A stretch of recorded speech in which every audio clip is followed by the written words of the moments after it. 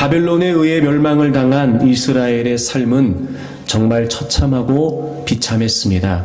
그들의 영적인 신앙은 황폐되어 버렸고 그들의 삶도 처참한 고통 속에 있게 되었습니다.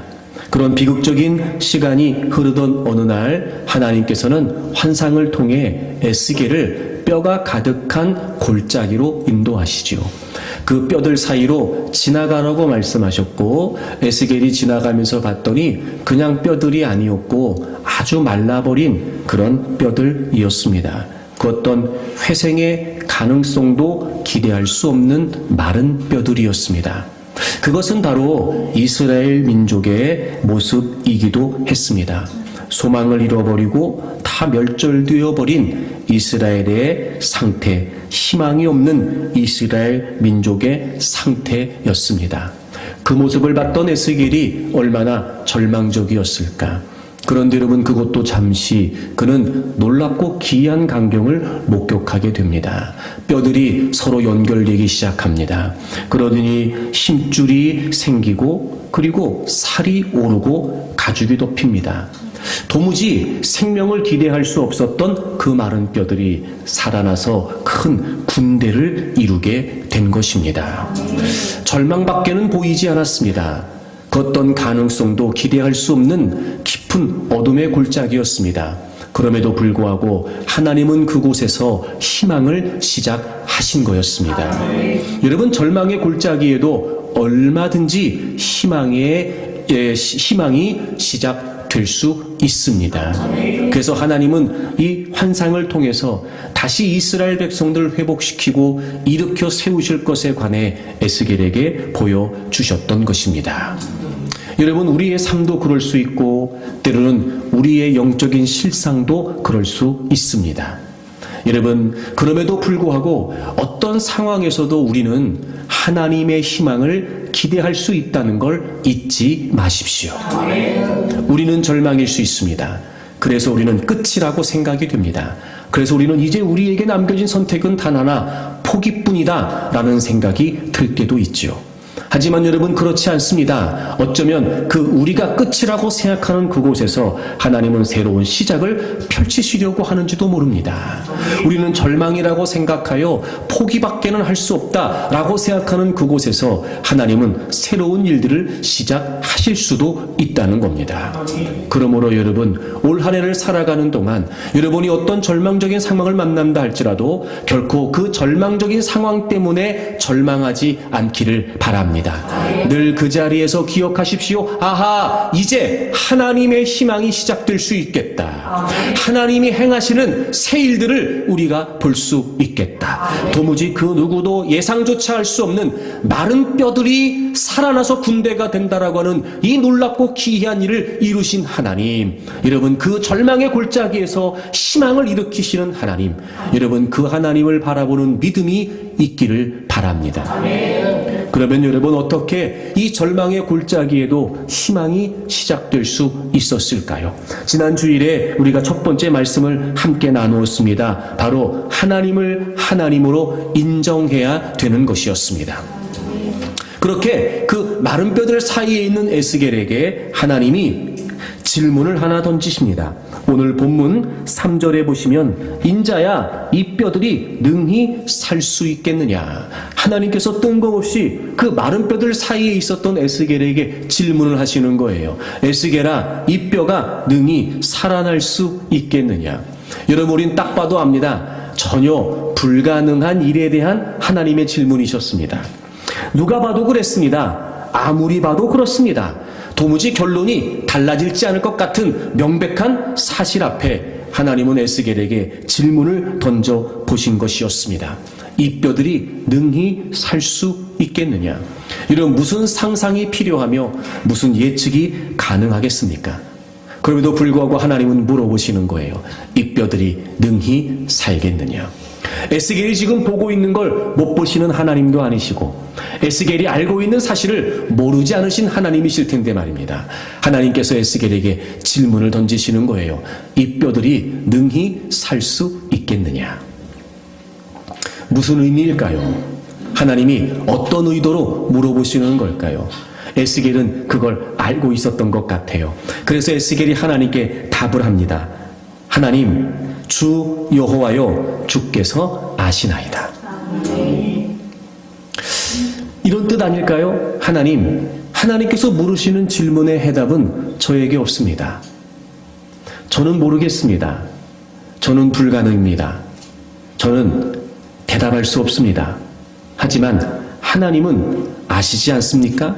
하나님은 하실 수 있지 않습니까? 불가능한 상황에서 불가능한 질문을 던지신 하나님 앞에 에스겔은 자신의 불가능을 절감하고 그리고 하나님의 가능성을 언급하고 있습니다. 주 여호와여, 주께서 아시나이다.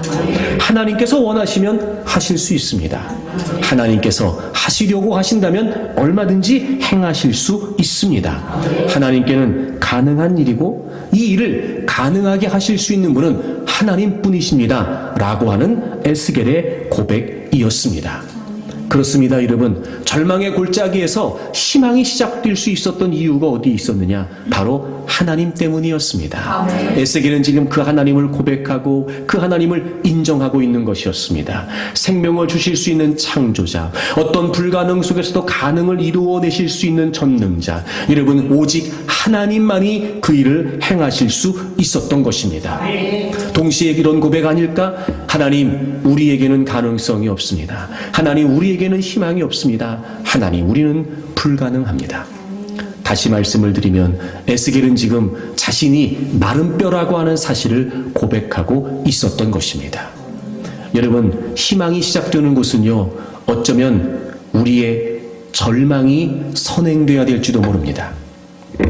우리가 뭘 할 수 있을 것처럼, 우리의 힘으로 무엇인가를 해낼 수 있을 것처럼, 우리가 하면 그 어떤 것이라도 이루어질 수 있을 것처럼, 여러분, 여전히 우리가 우리에게 가능성을 두고 여전히 우리가 우리에게 희망의 근거를 둔다면 여러분, 하나님의 희망은 이루어질 수 없습니다. 분명한 사실은 우리는 마른 뼈라는 사실을 고백하고, 그래서 전적으로 하나님의 도우심과 하나님의 능력과 하나님의 은혜가 필요하다는 사실을 인정하는 바로 그 자리, 여러분, 간절함을 넘어서서 절박함으로 도무지 우리에게는 그 어떤 가능성도 기대할 수 없기에, 이 절망적인 상황에서 할 수 있는 것이 아무것도 없기에 절박함을 가지고 하나님만이 하실 수 있습니다. 하나님만이 아십니다. 하나님만이 행하실 수 있습니다. 라고 하는 절박한 고백을 하나님께 올려드릴 때 여러분, 하나님은 하나님의 희망의 일들을 시작하신다고 믿습니다. 여러분, 올 한 해 살아가는 동안 한 가지 주의 이름으로 부탁드립니다. 여러분에게 가능성이 있다는 생각을 하지 않았으면 좋겠습니다. 여러분의 힘으로, 여러분의 경험으로, 여러분의 방식대로 살 수 있다는 생각을 아예 하지 않았으면 좋겠습니다. 여러분이 그 무언가를 할 수 있다라고 하는 생각을 가지고 발버둥 치면서 살지 않기를 바랍니다. 늘 모든 삶의 현장에서 하나님이 하나님 되심을 인정하고, 하나님이 창조자이시고 하나님이 구원자이시며 하나님이 절대자이시고 하나님이 모든 능력을 행하실 수 있는 주권자라고 하는 사실을 인정하고, 여러분, 그 하나님께 매달려 사는 인생이 되기를 바랍니다. 우리가 보기에는 절망이지만 그 절망의 자리에서도 하나님을 바라볼 수 있다면 여러분, 우리는 얼마든지 희망을 기대할 수 있습니다. 그래서 여러분, 인생은요, 발버둥 치며 사는 게 아니고 매달려 사는 거예요. 창세기 32장에 보면 야곱이 외삼촌 라반의 집에서 20년 동안 일을 하고 이제 거부가 됐습니다. 그리고 고향길로 돌아가게 되지요. 한 가지 해결되지 않은 문제가 있었습니다. 바로 형 에서와의 관계였습니다. 20여 년 전에 야곱은 형 에서의 축복을 가로채게 됐고, 그 사실을 뒤늦게 알게 된 에서가 자기 동생 야곱을 죽이려고 했어요. 어쩔 수 없이 야곱은 피신하지 않을 수 없었고 외삼촌 라반의 집으로 피하게 된 것입니다. 20년의 시간이 흘렀습니다. 형 에서와의 관계가 아직도 해결되지 않은 겁니다. 얼마나 야곱이 걱정이 됐든지 여러분, 본인보다 사람들을 먼저 고향으로 보내요. 에서의 동향을 좀 살펴보기를 원했기 때문이었습니다. 돌아왔던 사람들이 얘기합니다. 400명을 거느리고 기다리고 있다는 거예요. 여러분, 환영인파 400명이 아니고요. 야곱이 온다는 소식을 들었으니 여러분 그 에서가 가만히 있을 수 있겠냔 말이에요. 하여튼 내가 야곱을 가만히 놔두지 않겠다, 이런 마음으로 400명의 군인들을 거느리고 지금 야곱의 길목을 지키고 있는 겁니다. 여러분, 더 겁을 먹게 됐습니다. 복잡합니다. 사실 창세기 32장을 보게 되면 야곱이 그것 때문에 하나님께 기도하는 장면도 나오기는 나와요. 여전히 근데 그는 불안했습니다. 그래서 여러분, 자신들의 소유, 또 짐승 떼, 종, 가족들을 다 여러분 이렇게 두 떼로 나누어요. 그리고 다 먼저 보냅니다. 그리고 자기는 야복강에 혼자 남게 되지요. 그때 하나님께서 야곱에게 씨름을 걸어오십니다. 야곱이 먼저 씨름을 했던 게 아니고요. 하나님이 야곱에게 씨름을 먼저 걸어오신 거예요. 야곱이 본능적으로 반응을 합니다. 그의 악착 같은 모습, 지기를 싫어했던, 그래서 어떤 것이라도 자기가 원하는 건 반드시 얻어내야 했던 그의 성격이 거기서 막 나타나기 시작합니다. 여러분, 창세기 32장을 좀 가보시겠어요? 그 모습을 성경이 이렇게 기록하고 있습니다. 하나님의 사람이 씨름을 걸어왔어요. 근데 25절에 보시면 그 하나님의 사람이 야곱을 이기지 못함을 보고 이렇게 돼 있어요. 야곱을 이기지 못함을 보고. 여러분, 이 표현이 무슨 표현일까요? 실제로 하나님의 사자가 하나님이 야곱을 이기지 못했다는 걸까요? 그런 표현이 아니죠.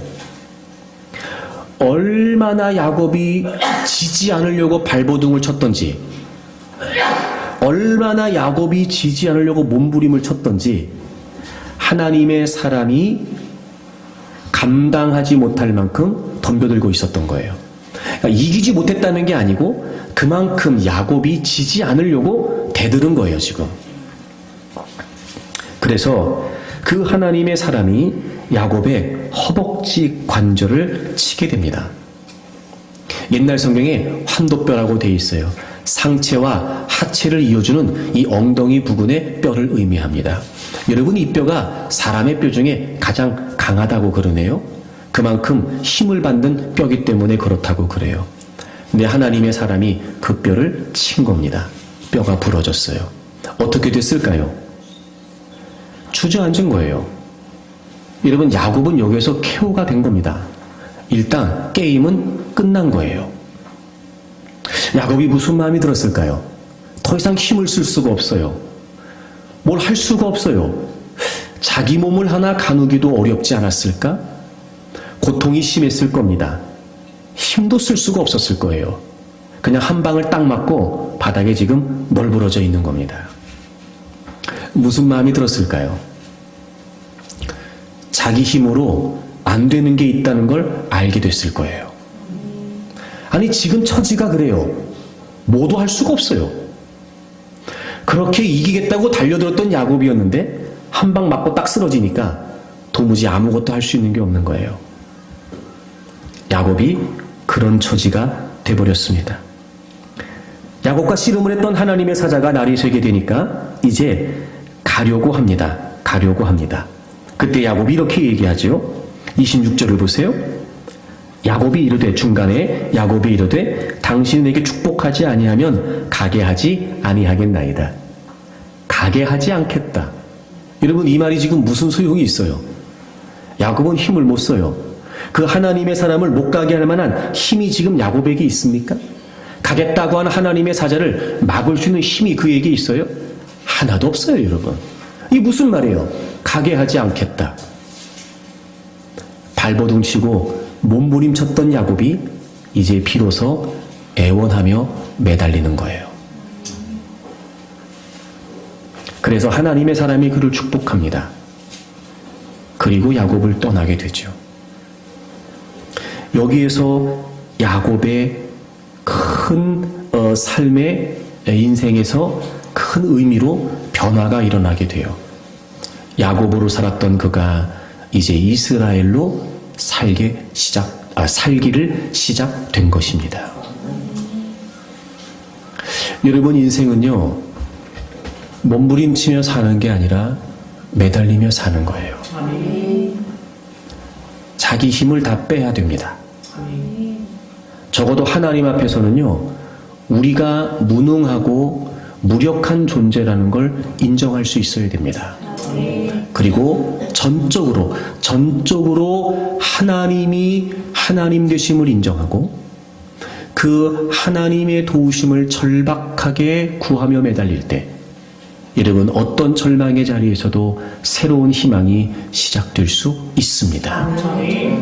어찌 보면 우리가 절망이라고밖에 생각되지 않는 그 극한 한계를 만나게 됐던 이유가 무엇일까? 어쩌면 여러분 내가 할 수 있다는 생각 때문은 아니었을까? 어쩌면 하나님이 어쩔 수 없이라도 멈추지 않으면 안 될 만큼 여러분 끝이라고 생각될 만한 상황을 우리에게 툭 던져 놓으시는 이유는 무엇일까? 하나님 없이 살 수 있다. 내가 할 수 있다. 이런 몸부림치며 살았던 우리의 인생을 하나님께서 정지시키시는 건 아닐까? 하지만 여러분 그런 중에도 우리는 절망이지만 하나님은 희망이시고 나는 불가능이지만 하나님은 가능이십니다. 그렇게 하나님을 하나님으로 인정하여 나는 아무런 힘도 없고 아무것도 알지 못하며 아무것도 아닌 미력한 존재라는 사실을 인정하고 하나님을 바라보게 되면 여러분 하나님은요 그 어떤 절망의 자리에서도 도무지 회생을 기대할 수 없는 마른 뼈들도 살리셨던 것처럼 여러분 우리가 아무리 깊은 절망의 골짜기 속에 있다 할지라도 하나님은 그곳에서 희망을 시작하십니다. 하나님이 하나님 되심을 인정하십시오. 그리고 절망을 벗어나 희망의 나날을 시작할 수 있기를 주님의 이름으로 축복합니다. 두 번째, 여러분이 절망의 골짜기에서 어떻게 하나님의 희망이 시작될 수 있었을까요? 그렇게 에스겔에게 질문하셨고 에스겔은 하나님께 대답을 하지요. 그리고 4절에 보시게 되면 하나님이 에스겔에게 또 이렇게 말씀하십니다. 오늘 본문 에스겔 37장 4절을 보세요. 또 내게 이르시되 하나님이 에스겔에게 말씀하셨지요. 너는 이 모든 뼈에게 대언하여 이르기를 너희 마른 뼈들아 여호와의 말씀을 들을지어다. 이렇게 얘기하라는 거예요. 하나님이 에스겔에게 말씀하셨습니다. 뼈에다가 대언하랍니다. 뼈에다가. 그러니까 여러분 지금 이 골짜기에 마른 뼈들만 널려 있었어요? 사람이 있는 게 아니고요. 무슨 사람의 시체가 있는 게 아니고요. 마른 뼈만 있었어요. 그러니까 하나님이 에스겔에게 말씀하신 거예요. 그 마른 뼈들을 향해서 대언을 하라는 거예요. 그 말이 무슨 말이었냐면 마른 뼈들아 여호와의 말씀을 들을지어다. 아니 여러분 뼈에다 대고 뼈들아 하나님의 말씀을 들어라 이렇게 얘기하라고 하신 거예요. 이게 지금 얼마나 황당한 상황이에요. 여러분 또 다른 누군가에게 하나님 말씀을 전하라고 하신 것이 아니었고 뼈밖에 없는 그 상황에 뼈에다 대고 마른 뼈들아 하나님의 말씀을 들을지어다. 그리고 여러분 마른 뼈에다 대언을 하라고 하나님이 말씀하십니다. 그랬더니 에스겔이요 하나님 말씀 그대로 마른 뼈에 대언을 합니다. 7절을 보세요. 이에 내가 명령을 따라 대언하니 대언할 때에 소리가 나고 움직이고 뼈들이 들어맞더니 8절 힘줄이 생기고 살이 오르고 가죽이 덮이고 그리고 살아난 거예요. 여러분 보세요. 하나님이 에스겔에게 마른 뼈들을 향해 하나님 말씀을 대언하라고 하셨어요. 마른 뼈들아 하나님의 말씀을 들을지어다. 그리고 이렇게 저렇게 얘기하라 했어요. 그래서 7절에 에스겔이 하나님 말씀을 따라 마른 뼈들에게 대언합니다. 내가 명령을 따라 대언하니 대언할 때에 여러분 대언할 때에 그러니까 이런 거예요. 하나님 말씀을 대언하고 그 말씀을 대언할 때에 그러니까 대언할 때 이렇게 연거푸 반복해서 이 표현을 그 시점으로 사용한 의미가 뭐겠어요? 하나님의 말씀을 대언한 것 말고는 다른 상황이 없었던 거예요. 대언할 때 그러니까 대언하니 대언할 때 이게 무슨 의미예요? 하나님의 말씀이 전해진 것 말고는 다른 어떤 원인이 없었던 거예요. 다른 어떤 상황이 없었던 거예요. 하나님 말씀을 마른 뼈에다 대언하라고 하셨고 에스겔은 하나님이 하신 말씀을 그대로 마른 뼈에게 대언하니까 다른 일은 없었어요. 다른 원인은 없었어요. 다른 상황은 없었고 하나님 말씀을 대언하니까 바로 그 하나님 말씀을 대언할 때에 뼈들이 움직이고 그 다음에 살이 오르고 힘줄이 생기고 가죽이 덮이면서 여러분 이 마른 뼈가 살게 되었다는 거예요. 아멘. 여러분이 절망의 골짜기에서 어떻게 희망이 시작되었습니까? 바로 하나님의 말씀 때문이었습니다. 아멘. 여러분 놀랍지 않습니까? 저는 이 장면을 볼 때마다 참 신기한 게 뭐냐면 첫째, 마른 뼈에다 대고 대언하라고 말씀하신 하나님이 참 희한합니다. 그죠 여러분? 더 희한한 건 뭐예요? 그렇게 마른 뼈에다 대고 대언하라고 했던 하나님 말씀 그대로 마른 뼈에다 대고 대언하는 에스겔도 참 희한하죠, 여러분. 그런데 여러분, 하나님께서 에스겔에게 마른 뼈에다 대언하라고 하셨고 또 그 말을 곧이곧대로 마른 뼈에게 에스겔이 대언을 했더니 여러분, 대언하니 대언할 때에 이런 마른 뼈들이 살아나는 기적이 일어나게 된 거예요. 아멘. 여러분 보세요. 우리는 놓치고 있고 우리는 인정하지 않을 수 있지만 하나님의 말씀의 능력은요 이렇게 기이하고 위대합니다. 아멘. 도무지 회생 가능성이 하나도 없었던 그냥 뼈도 아닌 마른 뼈, 여러분 그 마른 뼈도요 하나님의 말씀의 능력으로 생명을 얻게 됩니다. 아멘. 절망의 골짜기에서 우리가 어디에 희망을 품을 수 있을까? 아무것도 할 수 없고 아무것도 기대할 수 없으며 아무 일도 일어나지 않을 것 같은 어제와 오늘이 다르지 않은 도무지 그 어떤 움직임도 기대할 수 없는 그 어떤 생명력도 바라볼 수 없는 그 칠흑 같은 암흑 속에서 여러분 하나님의 말씀이 그곳에 희망을 일으켰단 말이에요. 아멘. 하나님의 말씀의 능력은 이렇게 위대합니다. 아멘. 하나님의 말씀의 역사는 이렇게 위대합니다. 아멘. 여러분 그렇습니다. 절망의 골짜기에서 어떻게 희망이 시작됐느냐? 하나님의 말씀 때문이었습니다. 아멘. 사랑하는 여러분, 올 한 해를 살아가면서 잊지 마십시오. 우리가 소망을 품고 우리가 기대하고 그래서 우리가 희망을 가질 수 있는 것은 단순히 내 눈에 보여지는 상황이 아닙니다. 바로 하나님의 말씀입니다. 아멘. 하나님의 말씀 안에 하나님의 약속 안에 우리를 향하신 분명한 하나님의 뜻이 담겨져 있어 하나님은 그 말씀을 통해 하나님의 놀라운 역사들을 하나씩 하나씩 펼쳐 가실 것입니다. 아멘.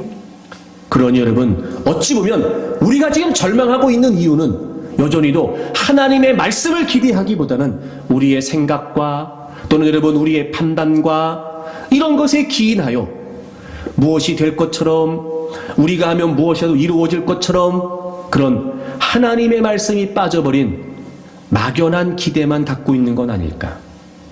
그래서 우리는 우리가 원하는 방식이 아니면 혹은 우리가 원하는 과정이 아니면 그래서 우리가 기대했던 때가 아니면 그래서 우리가 원하는 일이 아니면 여러분 우리는 늘 실망하고 좌절하게 되죠.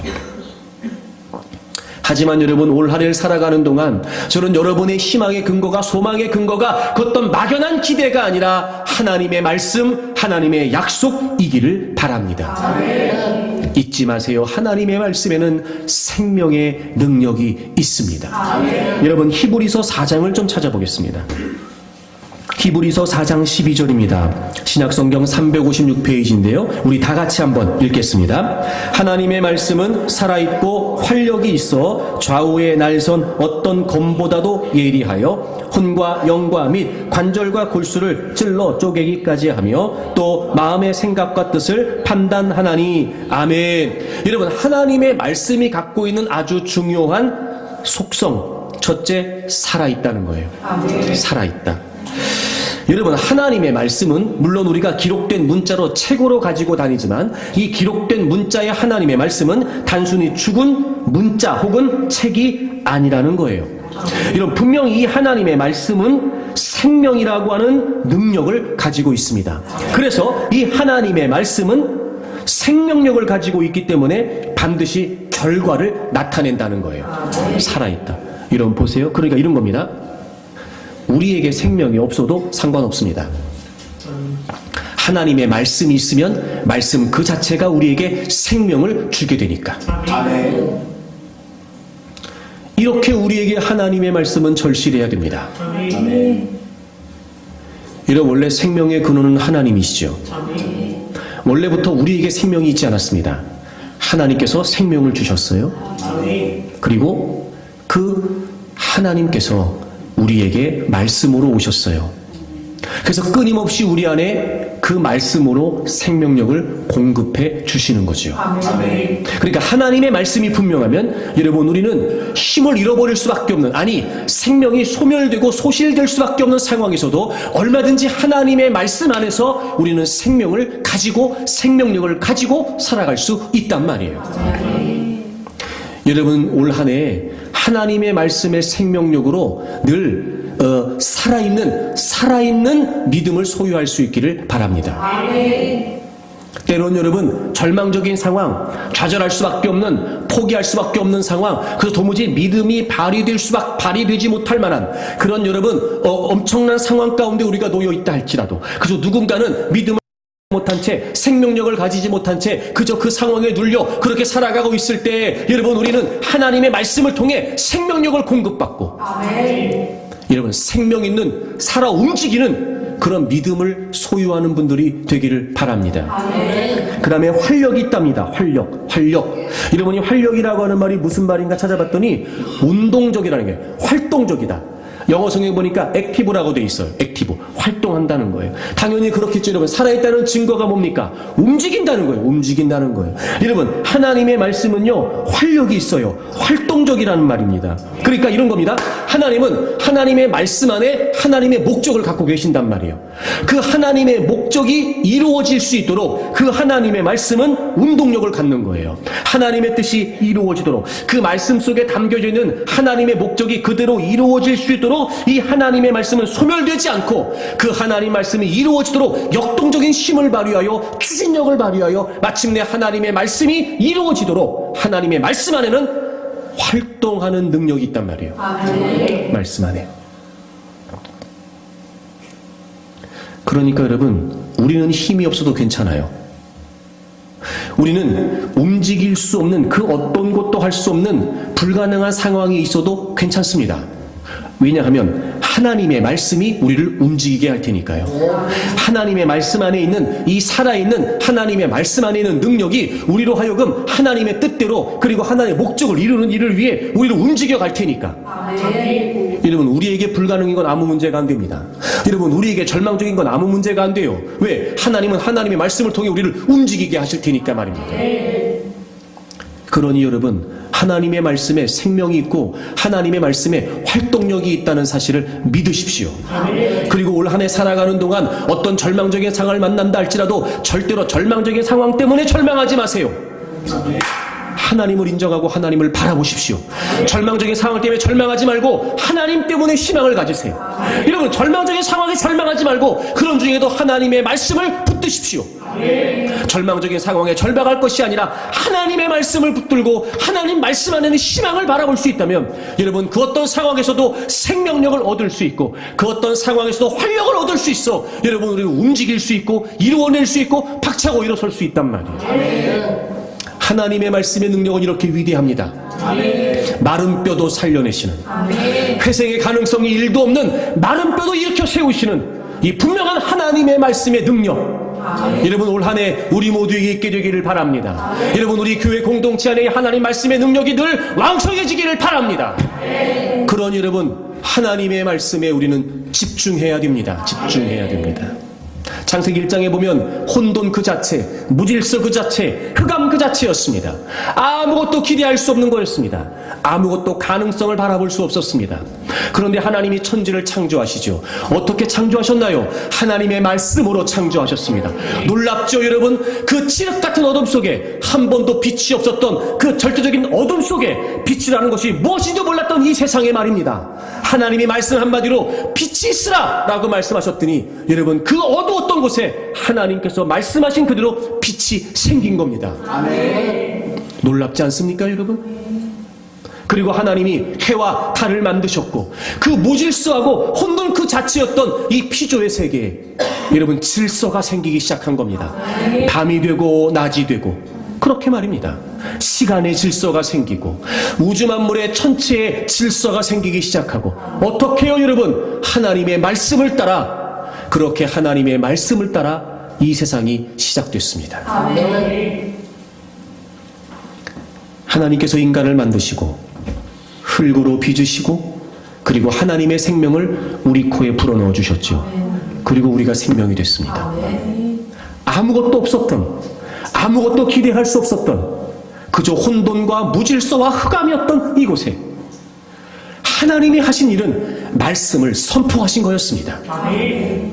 무에서 유가 창조됐습니다. 생명이 없는 곳에서 생명이 생겼습니다. 바로 하나님의 말씀의 위대한 능력이었습니다.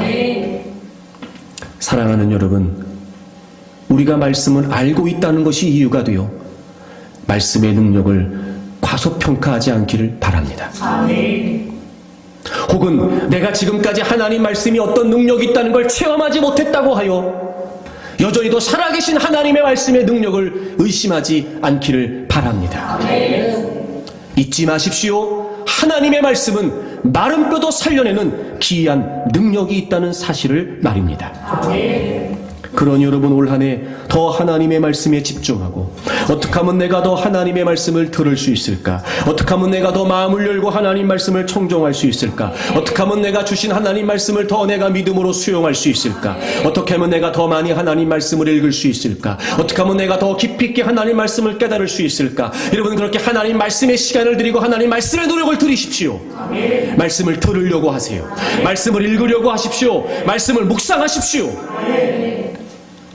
이 무한한 하나님의 말씀의 능력이 여러분을 통해 여러분의 삶에 하나님의 역사들을 이루어내기를 바랍니다. 근데 문제가 뭐냐면 하나님의 말씀을 우리가 갖고 있는 여러 가지 많은 생각들과 상황들 때문에 자꾸 제한하는 거예요. 제한. 여러분, 가장 중요한 문제가 뭐냐? 하나님 말씀을 들을 때 가장 중요한 문제가 뭐냐? 자, 여러분 히브리서 4장을 찾으셨잖아요? 자, 2절을 같이 읽겠습니다. 2절을 보세요. 그들과 같이 우리도 복음 전함을 받은 자이나 들은 바 그 말씀이, 들었어요? 들은 바 그 말씀이, 안 들은 게 아닙니다, 여러분. 들었습니다. 들은 바 그 말씀이 그들에게 유익하지 못한 것은, 그러니까 아무런 영향력이 없다는 거예요. No value. 아무런 가치가 없다는 거예요. 들었어요, 말씀을. 그런데 들은 바 그 말씀이 그들에게 유익하지 못한 것은 듣는 자가 믿음과 결부시키지 아니함이래요. 여러분 보십시오. 중요합니다. 이런 겁니다. 말씀을 들었어요. 들었지만 아무런 역사가 없을 수도 있다는 거예요. 그렇죠? 안 들은 게 아닙니다, 여러분. 들었단 말이에요. 들었는데 아무런 역사가 없어요. 아는데 아무런 역사가 없어요. 읽었는데 아무런 역사가 없어요. 왜요? 그 하나님의 말씀을 들으면서 뭐가 결부되지 않은 거예요? 믿음이 결부되지 않은 거예요. 이 결부된다는 말이 무슨 말이냐면요, 이렇게 컴바인, 얽힌다 이런 말이에요. 얽힌다 이런 말이에요. 그러니까 믿음으로 화합되지 않은, 믿음으로 연결되지 않은 하나님의 말씀은 아무런 소용이 없어요. 여러분, 이게 무슨 의미일까요? 하나님의 말씀 그 자체엔 분명히 능력이 있어요. 근데 여러분, 말씀을 듣는 우리의 태도가, 말씀을 듣는 우리의 상태가, 우리의 심령이 그 그만큼 말씀의 능력을 제한한다는 거예요. 믿는다는 게 무슨 말이겠습니까, 여러분? 믿음으로 말씀을 듣는다는 게 무슨 말일까? 수용하는 거예요. 수용하는 겁니다. 근데 말씀을 듣기는 들어요. 수용이 안 되는 거예요. 제가 중요한 얘기 해볼까요? 자, 보세요. 이런 거예요. 잘 들어보세요. 제가 말씀을 들으려고 왔습니다. 이 말이 혹시나 말씀을 들어보려고 왔습니다. 이 말은 아닐까? 제가 말씀을 들으려고 합니다. 이 말이 제가 말씀을 들어보려고 합니다. 이 말은 아닐까? 여러분, 우리가 말씀을 듣는다는 말이 무슨 말이에요?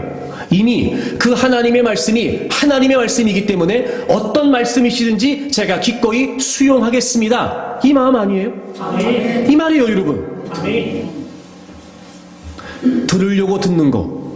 아멘. 들어야 되기 때문에 듣는 거. 아멘. 근데 이런 거예요. 듣는다고 하면서 들어보는 거 아니냐 말이에요. 여러분, 지금까지 우리가 들었던 말씀이 얼마나 많습니까? 과연 그 말씀을 우리가 정말 수용하여 말씀대로 살아가면서 하나님의 역사를 기대하고 있는 겁니까? 아니면 안 들을 수는 없으니까 듣긴 듣지만 여전히 내 사고, 내 경험, 내 생각, 내 주관 이런 것들에 의해 끊임없이 하나님의 말씀이 제한되는 거예요. 그게 듣는 게 아니라고요, 여러분. 듣는다는 건 무슨 말이냐? 믿음으로 수용한다는 거예요. 네. 여러분, 누가복음 18장에 보게 되면 한 부자 관리가 예수님을 찾아오는 장면이 나와요. 예수님을 찾아와서 예수님, 어떻게 하면 영생을 얻을 수 있습니까? 이렇게 예수님께 여쭙지요. 그 예수님께서 그에게 말씀하세요. 쭉 계명에 관해서 이렇게 계명을 다 지켜라. 그랬더니 이 사람이 제가 그 계명을 다 지켰습니다 라고 얘기한 거예요. 그래서 예수님이 그래도 너한테 아직 한 가지 부족한 것이 있다 말씀하시면서 너 갖고 있는 재물을 다 팔아라. 그리고 나를 따라라 이렇게 말씀하셨어요. 그리고 그의 반응이었습니다. 여러분, 누가복음 18장을 찾아보세요. 18장 23절을 보겠습니다. 그 사람이 큰 부자이므로 이 말씀을 듣고, 이러면 안 들은 게 아니에요. 그렇죠? 들었어요. 그리고 적어도 이 사람은 주님께 말씀을 듣기 위해 찾아왔어요. 그래서 주님 말씀하셨어요. 근데 결과가 어땠어요? 말씀을 듣고 어떻게 됐대요? 근심했어요. 여러분, 누가복음 18장에 근심했다고 되어 있는데 같은 본문을 기록하고 있는 마태복음이나 마가복음에 보게 되면 근심하고 떠났다고 그랬어요. 적어도 주님께 말씀을 듣고 싶어서 왔다면, 영생에 관한 궁금증이 있어 주님의 답변을 듣고 싶어서 왔다면 그 주님께서 하시는 말씀이 답이라는 전제 아니에요? 근데 이런 거예요. 이 사람은 자기가 원했던 답은 아니었던 거예요. 주님께 물으러 왔어요. 주님께 답을 들으러 왔다고요. 답을 들으러 오면서 답을 정하고 온 건 아닐까? 자기가 원했던 답이 아니었어요. 주님이 말씀하셨는데 정작 듣고 나서는 근심이 생겼어요. 그리고 실망하고 돌아가 버렸어요. 그럼 여러분, 이게 주님이 하시는 말씀이 그를 근심케 하시려고 했던 걸까? 그게 아니죠. 답을 들으러 왔던 그가 답을 정하고 왔던 거예요. 주님께 요청하고 주님께 물으려고 왔던 그가, 들으려고 왔던 그가 이미 답을 정하고 왔던 거예요. 자기가 원했던 답이랑 맞지 않았다는 거지요. 그가 왜 괴로웠을까? 그가 왜 근심할 수밖에 없었을까? 주님의 뜻을 물었지만 내가 원하는 답을 갖고 있었던 거예요. 여러분, 잘 보세요. 제가 중요한 얘기 하나 할게요.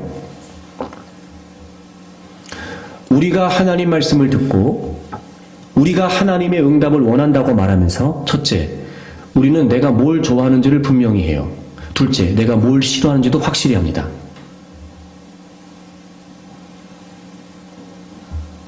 그리고 주님 말씀을 듣는데요. 이건 믿음으로 듣는 게 아니에요. 주님 말씀해 보세요. 그런데요, 제가 원하는 거요, 이거 포기 못 합니다. 주님, 어디 한번 말씀해 보세요. 이거 저 이거 결코 못 합니다, 이거. 그리고 말씀을 들어요. 그건 믿음으로 듣는 게 아니에요. 들은 바 그 말씀이 유익이 되지 않는 것은 믿음으로 듣지 않기 때문이에요. 여러분, 하나님의 말씀은요, 그 자체로 생명이고 그 자체로 능력입니다. 왜 우리의 삶에 그 하나님 말씀의 능력과 역사가 일어나지 않는 걸까? 여러분, 듣는 우리에게 문제가 있는 건 아닐까?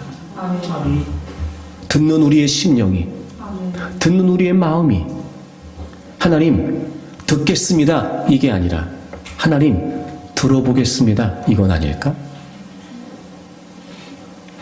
여러분, 올 한 해에 생명이 되고 능력이 되는 하나님의 말씀에 집중하십시오. 그리고 그 하나님의 말씀을 믿음으로 들으세요. 그래서 제가 여러분에게 말씀을 드리고 또 저 역시도 늘 고민하며 여러분에게 권면하지만, 그래서 중요한 게 뭐냐면 묵상하는 거예요. 말씀으로 생각하는 거라고요. 제가 좀 전에 말씀드렸던 것처럼 저 역시 여러분과 별반 다르지 않아요. 우리가 하나님 말씀을 딱 듣자마자 무조건 다 수용한다? 여러분, 이거 쉽지 않습니다. 왜냐하면 여기 누가복음 18장에 나와 있는 이 사람처럼 우리는요, 대부분 우리의 기대치를 갖고 있단 말이에요. 그거 부정할 수 없어요. 여러분, 우리가 그거 부정할 수 없다고요. 그래서 필요한 게 뭐냐면 이 하나님의 말씀을 묵상하는 거예요.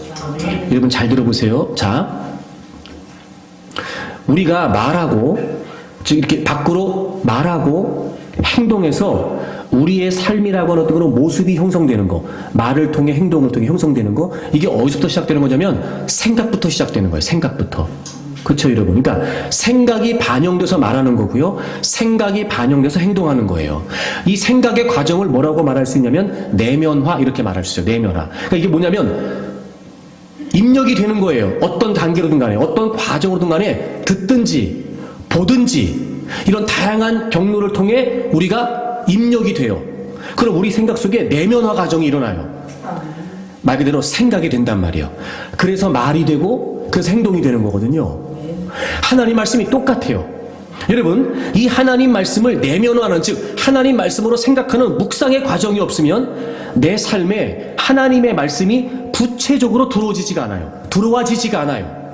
그러니까 듣기는 듣는데, 알고는 있는데 여전히 말씀 따로 삶 따로예요. 이 따로따로가 계속 지속이 돼요. 그 뭐가 필요하냐면 이 따로따로가 해결되려면 묵상하는 과정이 필요해요. 그래서 이 하나님의 말씀이 내 삶에, 내 일상에 구체적으로 들어와야 돼요. 구체적으로 들어와야 돼요. 이 들어오는 통로가 뭐냐? 우리의 생각이에요. 우리의 생각. 그러니까 생각이 바뀌지 않는 거예요. 생각이. 그래서 하나님의 말씀을 묵상하는 게 중요해요.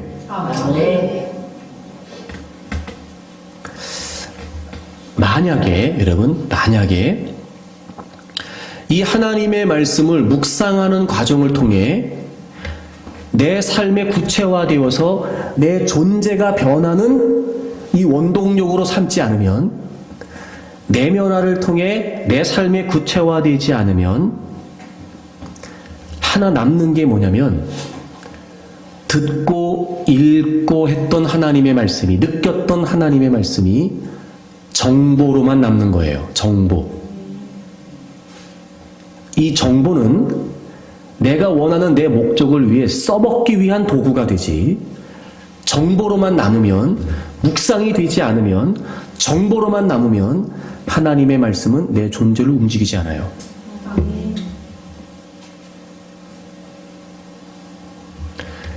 제가 지금 어렵게 여러분에 설명했는데 제가 쉽게 얘기할게요. 지금까지 우리가 수없이 많은 말씀을 들었지만 삶이 변하지 않은 이유가 여기에 있는 거예요. 알아요. 모르지 않습니다, 여러분. 너무 익숙하게 알아요. 너무 익숙하게. 근데 그게 정보로만 우리에게 남아있는 거예요. 묵상을 통해 내 존재를 바꿔나가는 힘이 되지 못하는 거예요. 묵상이 중요합니다. 제가 지난 주일 저녁에 올 한 해 우리 맛있게 먹자고 하종묵 제가 설명드렸잖아요. 하종묵. 하나님을 종일 묵상하는 거예요. 종일 묵상하는 거예요. 하나님 말씀을 통해서 하루 종일 생각하고 또 생각하고 생각하고 또 생각하고. 여러분, 그렇게 되지 않으면 이 생명력이 있고 능력 있는 하나님의 말씀이 우리의 삶을 움직여갈 수가 없어요. 여러분, 올 한 해 열심히 하나님의 말씀을 읽으십시오. 그리고 열심히 하나님의 말씀을 들으세요. 그리고 이제는 하나님의 말씀으로 생각하는, 하나님의 말씀을 묵상하는 일에 열심을 내기를 바랍니다. 그래서 이 하나님의 말씀의 생명의 능력이 우리의 삶에, 우리의 존재 역사함으로 말미암아 여러분, 절망적일 수밖에 없는 우리에게 하나님의 희망이 일어나기를 바랍니다. 근데 여러분, 이것만 가지고 되지 않았어요. 오늘 본문을 다시 보세요. 오늘 본문을 다시 보세요.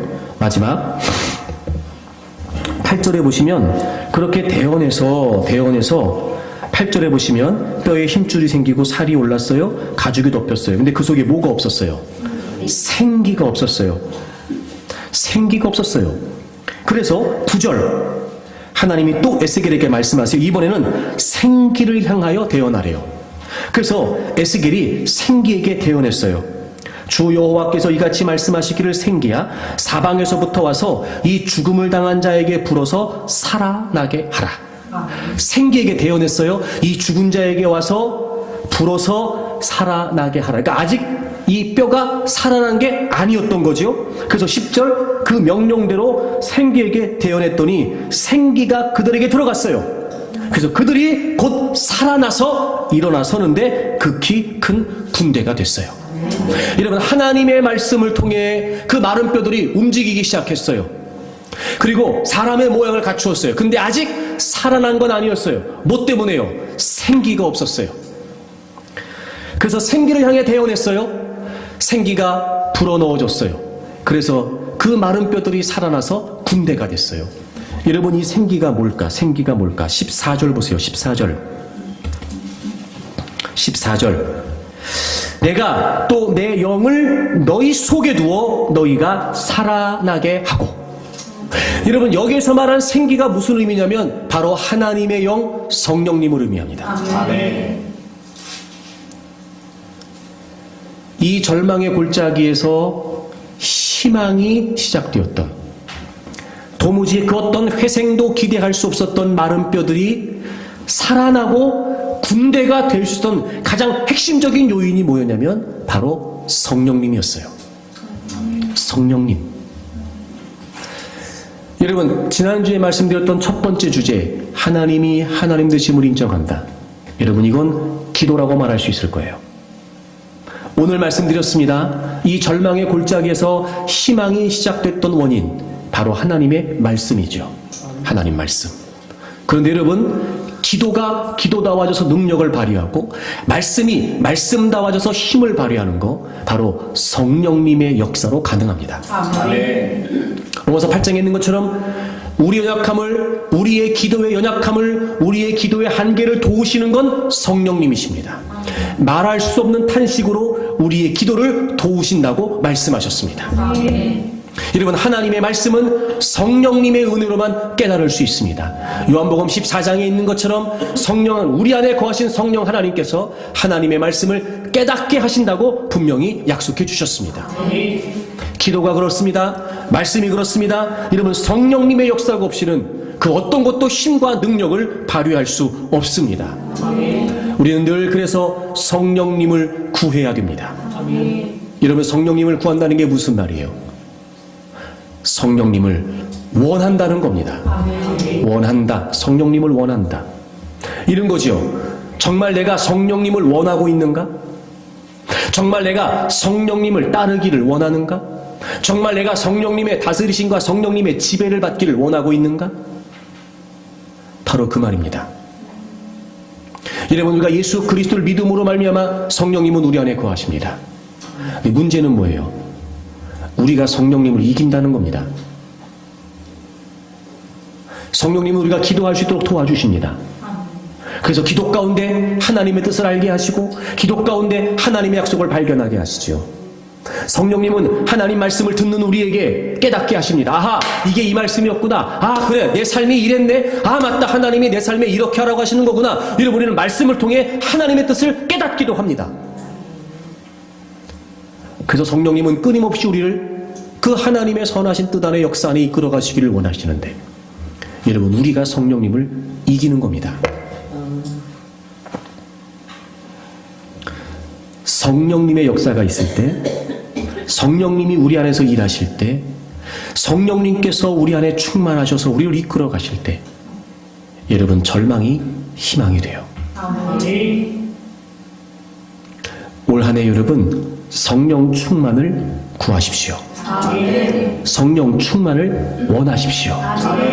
성령께서 이끄시는 대로, 성령님께서 말씀하시는 대로 여러분 순종하고 따르겠다라고 하는 결심을 통해 성령 하나님의 뜻을 쫓아 성령 하나님이 원하시는 바를 따라 성령님께서 이끄시는 대로 그분의 다스리심과 그분의 통치를 받기를 원하십시오. 이게 왜 중요했냐면 여러분, 하나님께서 이 마른 뼈를 살리신 것은요, 살아나서 니들 맘대로 살아나서 니들이 원하는 대로 살아라, 그렇게 살리는 것 자체가 목적이 아니셨어요. 그 마른 뼈들이 살아나서 극히 큰 군대가 된 겁니다. 하나님의 군대, 하나님의 목적을 수행하는, 하나님의 뜻을 받드는, 그래서 하나님의 역사를 이루어가는 하나님의 군대로 그들을 만드신 거예요. 그러니 여러분, 당연히 성령님의 능력으로만이 그들은 하나님의 군대로서의 역할을 감당할 수 있었겠지요. 그래서 그 생기를 통해 그들을 살려내셔서 극히 큰 군대를 만드셨던 겁니다. 여러분, 우리에게 왜 희망이 필요한 걸까요? 마른 뼈 같은 우리가 여러분 왜 살아나야 되는 걸까요?